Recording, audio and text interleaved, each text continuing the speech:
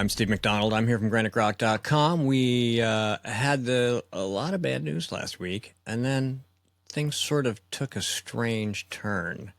The world, not just America, but the world was changed after Charlie Kirk was assassinated last week. We're going to take a look at some of that. We're going to take a look at some of the Democrat response. And, oh yeah, there's another beer this week. We'll get to that at the end of the program. Grok Talk starts in less than 60 seconds. Not everyone can get up every day and look for ways to piss people off. But here at GrokTALK.com, we do that almost every day. I can't tell you how many times someone's lost their SHIT and threatened to end us. But we're still here, pissing people off. It's almost like we enjoy it. And we've been doing it since 2006. That's almost 2 decades of news, politics, and opinion, and now podcasts, and we're just getting started. We believe in principles before parties and politicians. We defend free markets and individual liberty, and if that makes you mad, it makes us smile. We're like Grandma after she stopped caring what other people thought.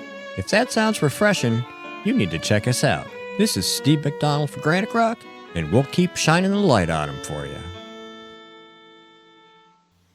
You can never really predict what it is going to happen from day to day, depending on how things, turn out. For example, George Floyd died of a fentanyl overdose in police custody, and the left used it to burn down black neighborhoods, close black businesses, kill black leaders, and a whole bunch of other people. It was a bad scene. Months and months of riots and violence and fire and all sorts of terrible stuff.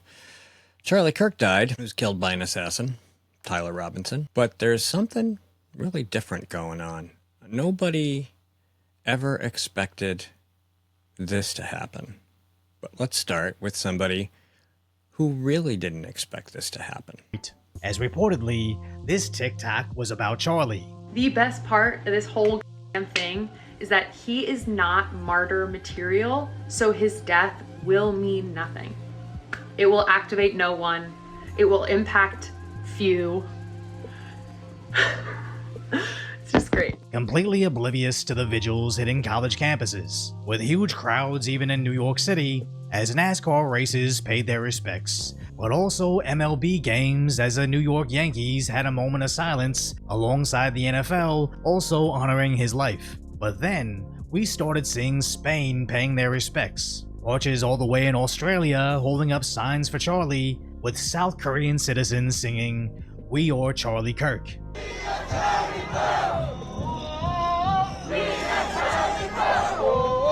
Where we all knew the assassination of Charlie Kirk was going to ignite American conservatives and moderates, but nobody could have imagined he would become the face of freedom for the entire planet. So as you can see, the young lady was completely wrong, but I don't know who she is. She seemed awfully happy to be celebrating almost this what she decided was a meaningless death, and of course, clearly it wasn't. And I think the reason for that is because everybody could see how he was killed.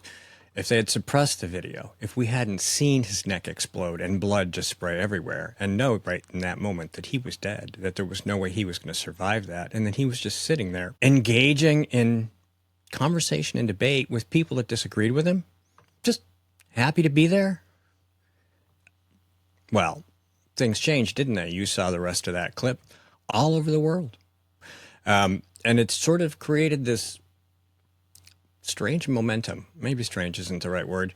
I think a lot of people who didn't realize how dangerous the violent rhetoric is that has been coming from the left. Think back to burning Teslas. Think back to shooting at Trump. Well, Brendan Langley, he's got some thoughts too. Let's check that out. Because the left just blinked. They are absolutely terrified. They know the hornet's nest that they just kicked. They understand the thing that they hold the most dear in this entire planet, political aspiration and power and control, is directly under threat because they just made 10 million Charlie Kirks. This man's ultimate sacrifice is spawning the ultimate victory against the very people that I'm about to show you. I count myself as one of them. I know you guys do as well. The importance of what I'm about to show you is not only what the left is doing and how they are blinking, they are actively afraid, but I'm also going to show you how we're responding. This is national. This is global. Guys, this has not been seen since MLK Jr. I'm telling you, we're at the beginning of a civil rights movement.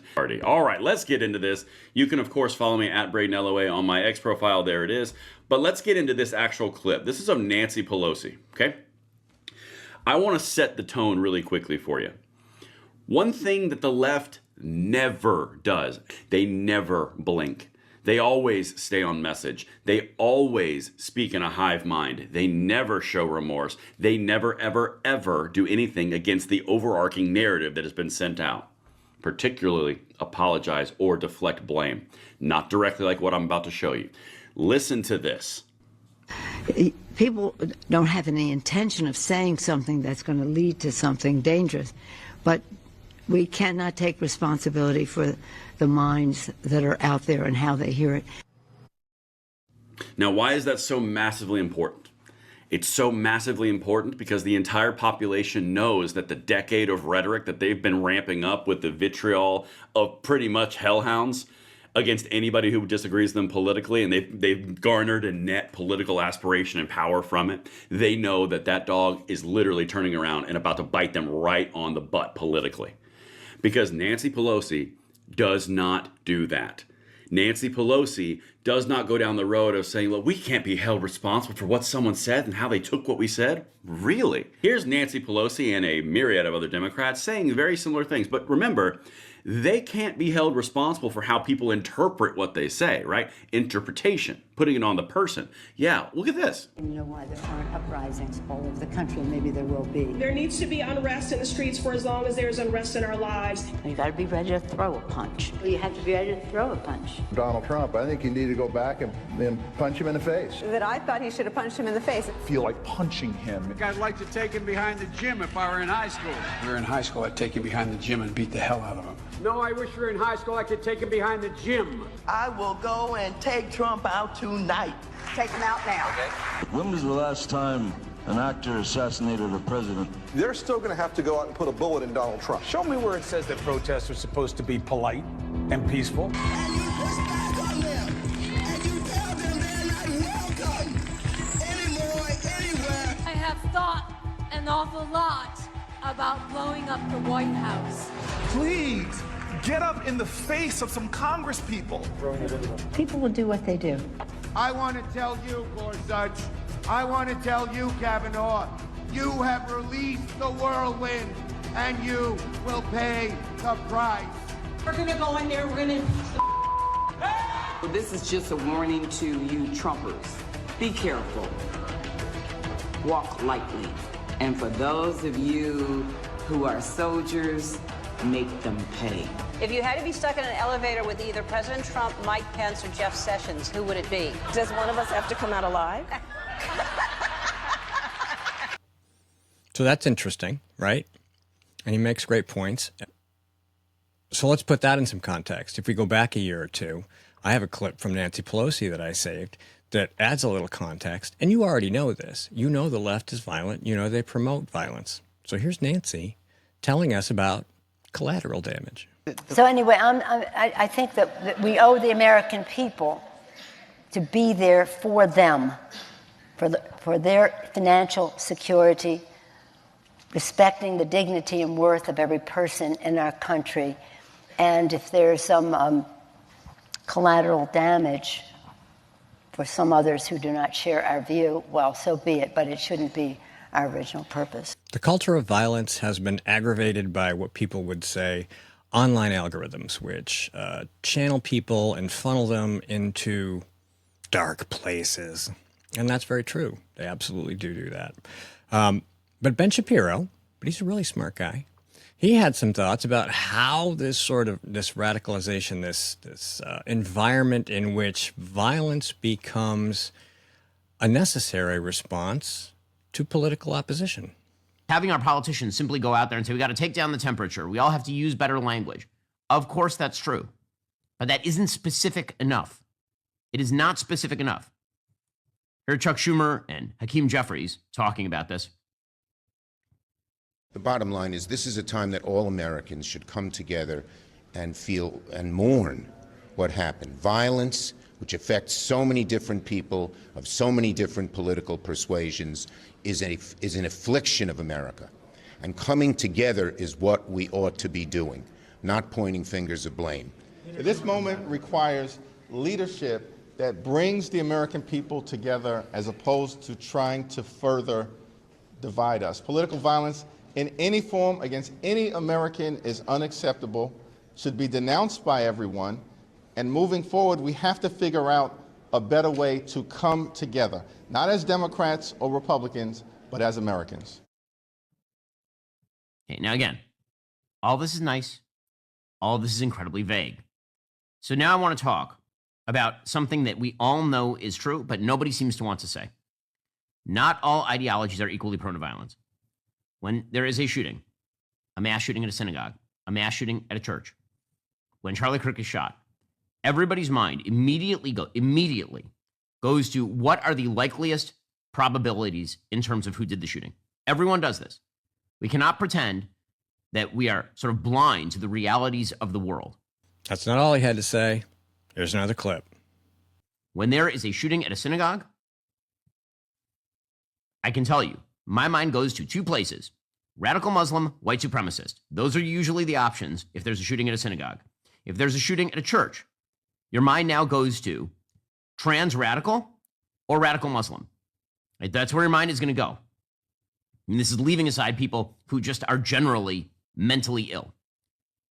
Okay, where there's no political ideology involved. If there is a political ideology involved, your mind immediately goes to the movements that are likely to drive people toward murder. Not every ideology is prone to this. No one thought yesterday, when the killer was being sought, literally no one thought the reason that Charlie Kirk was murdered is because of Charlie's stance on low taxes. No one thought that. Right? We differ on all sorts of politics in this country. Nobody thought that this was a debate about marginal tax rates, and that is why Charlie was shot. Nobody thought that Charlie Kirk was murdered because of his stance on energy policy. Right? In order for an ideology, in order for a movement to coalesce in such a way that it allows for violence, that the sort of bubbling of violence lies at the outskirts of a movement, there have to be some preconditions. Now, I've been talking a lot on the show about lions and scavengers.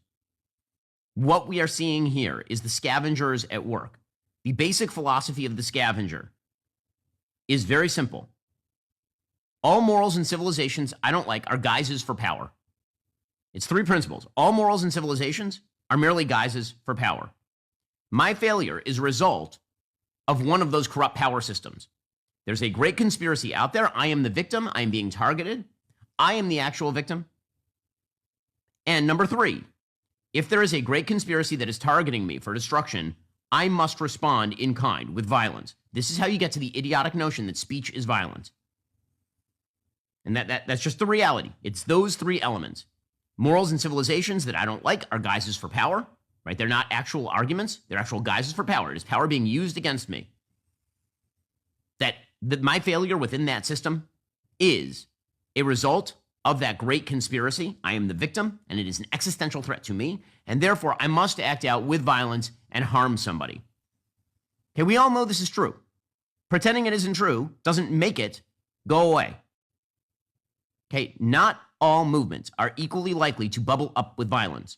And so when we have politicians saying political violence is bad, if you're not speaking out against the movements that use this logic, if you're not speaking out against the movements that say that speech is in fact a form of violence, that systems are in fact a form of violence, and that violence is the proper response to that, then you are contributing to the environment in which this kind of stuff happens. Fact. Okay, now, just in terms of numbers, this is not differentially split across the right and left in the United States. It is not. There are not that many radical Muslims in the United States, thank God. Okay, that's just a reality by the numbers. There are not that many white supremacists in the United States, just by the numbers. The increasing radicalism of the left in the United States is, in fact, a massive issue. And I'm going to show you the poll data that suggests that violence is linked with this. And since it's the topic du jour, over at Coffee and COVID, Jeff Childers shared this.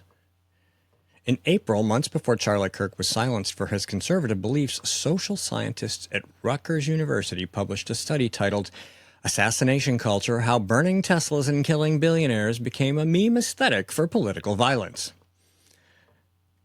The study was provoked by researchers' concerns over widespread left-wing celebrations of two recent stories: the firebombing of several Tesla dealerships to protest CEO Elon Musk and his relationship with President Trump, and the political assassination of insurance executive Brian Thompson by Luigi Mangione over corporate greed or something. His reasoning remains murky. Mangione's diary described the young man's views that insurance is extracting human life force for money. In other words, the left-wing internet was already celebrating political violence and encouraging escalation months before Charlie Kirk was killed. The survey revealed several troubling trends. The researchers concluded 56% of those who self-identified as left of center reported that if someone murdered Donald Trump, it would be at least somewhat justified. Similar numbers supported murdering Musk and destroying Tesla dealerships. Unsurprisingly, the researchers also found a statistically significant predictive correlation between assassination culture and blue sky usage. The scientists linked assassination culture with left-wing authoritarianism, which was defined as moral absolutism, punitive attitudes towards ideological opponents, combined with a willingness to use coercion for progressive aims. Sound familiar? Think masks, shots, and lockdowns? If you think about it, all those mandates are essentially violent in the sense that they directly violate victims' bodily integrity. Chillingly, the researchers found the problem is not just Trump derangement syndrome or even a strong hatred towards any particular person. The problem is a worldview that allows for political violence as just another tool in the box. And we've talked about that a lot. I've written about it for decades. This is a quote. The correlation matrix reveals that support for political violence, including property destruction and assassination, is not expressed in isolation, but as part of a tightly interconnected belief system. Those who justify the murder of Elon Musk or Donald Trump are also more likely to support Luigi Mangione's killing of Brian Thompson. This pattern suggests a broader worldview in which violence is seen as a legitimate political response, not just a reaction to individual figures. Central to this belief system is left-wing authoritarianism, LWA, characterized by moral absolutism, punitive attitudes towards ideological opponents, and a willingness to use coercion for progressive aims. LWA strongly correlates with support for both assassinations, support for Mangione, and endorsement of destroying Tesla dealerships. Furthermore, support for the three types of political violence we assessed, the quote ends, and I probably could have skipped that part. So, back to Jeff. This pattern, the researchers grimly noted, suggests a broader worldview in which violence is seen as the legitimate political response, not just to a reaction to individual figures. They summed it up. Leftists have turned violence into a virtue. We believe these results point to structured ideological framework, what we term assassination culture, in which revolutionary action is valorized, particularly when directed at symbols of wealth, power, or conservative politics. These attitudes are not fringe, the researchers warned. They reflect an emergent assassination culture grounded in far-left authoritarianism and increasingly normalized in digital discourse. Big surprise, right? So, should we play that Nancy Pelosi clip again? The one about collateral damage? And if there's some collateral damage for some others who do not share our view, well, so be it. But it's not really what we want, but it might happen. That's exactly what you want. You don't even give a damn about the people doing it. So, on a related note, a Utah-based trans militia group, Armed Queers for Salt Lake City, which trains individuals to use weapons to defend trans rights, deleted its account the day Charlie Kirk was killed. We know these people, or we know of them. Back in September of 2023, on the 29th, I wrote a post called Armed Queers Break the Fourth Wall of Anti-Fascism. And guess who we're talking about? We were talking about the armed queers of Salt Lake City. Boiled it down, the armed queers are claiming that there needs to be an armed radical socialist communist faction to defeat fascism. No more property rights. No personal rights. Complete control of the media. The public, the internet, everything. And by the way, no private ownership of firearms. To continue from my post, neither Antifa nor armed queers is fighting for more freedom. They are fighting for less. Their agenda demands you sacrifice all of your property and rights to the state. While I may be stretching when I say they've broken the fourth wall of anti-fascism, the hammer and sickle Q in their poster tells a different story when leveraged against their stated commitment to fill a void in anti-fascist organizing. So the federal government, if you hadn't heard, but you probably have, has been looking into groups linked to Tyler Robinson, of which we suspect armed queers may be one, which is why they deleted their account. So we may not be hearing much from them until after the federal government decides whether or not they are somehow complicit and in some manner trained Tyler, although according to his history from multiple reported sources, he grew up in a Republican family that had a history of responsible firearm use, which he then used to become irresponsible. There's a difference, okay? Charlie didn't ask for it. He's aware of the risks. Now he's dead, and the world has changed. How much has it changed? Well, you've seen the clips. You've heard.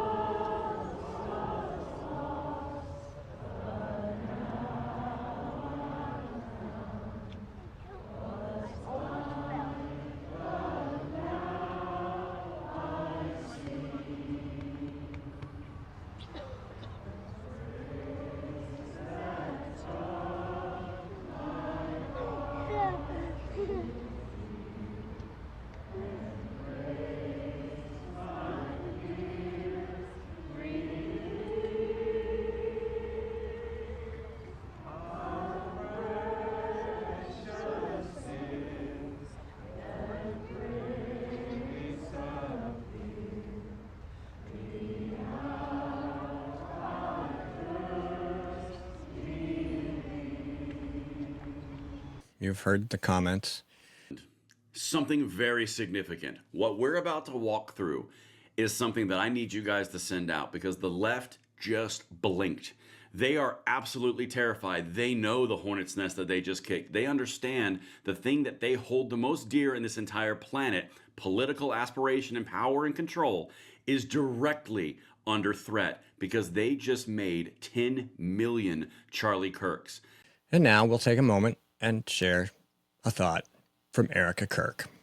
The evildoers responsible for my husband's assassination have no idea what they have done. They killed Charlie because he preached a message of patriotism, faith, and of God's merciful love. But they should all know this. If you thought that my husband's mission was powerful before, you have no idea. According to reports, there are thousands of requests for Turning Point USA chapters on university campuses, I think on some high schools as well. The world has been energized. People in the middle, and I wrote about this, I want to say yesterday, a lot of people who thought maybe their job was done in November on the 5th, 2024, when they elected President Trump, were probably likely to sit out the midterms because that happens quite a bit. And I don't think they're going to do that now. I mean, it's early. It's September. We have over a year before the actual election. But I don't think this Charlie Kirk thing's going away anytime soon. They assassinated him. The kid who did it was warped by left-wing ideology.